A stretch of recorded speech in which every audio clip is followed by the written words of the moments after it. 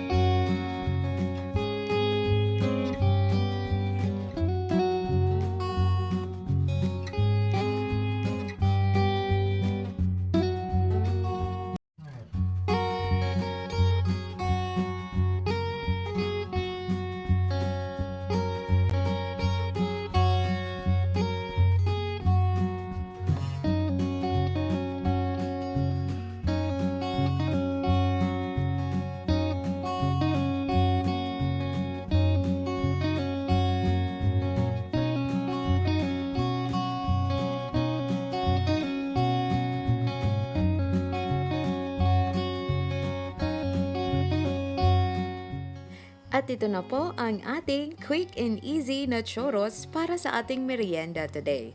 Yes, napakasarap po nito at napakadali lang gawin. Kaya, mga kapwa madiskarting Filipino, itry nyo na ang recipe na ito. And by the way, sa lahat nga po pala ng bago pa dito sa ating channel, please po don't forget to like, subscribe, and hit the notification bell for more videos. Sana po ay nag-enjoy kayo sa video natin today. Once again, this is Charmaine, ang inyong madiskarting Filipina na nagsasabing madali lang kumita ng pera, sipag at diskarte lang ang kailangan at siyak magkakabit rin natin ang ating mga pangarap. Kaya, laban lang!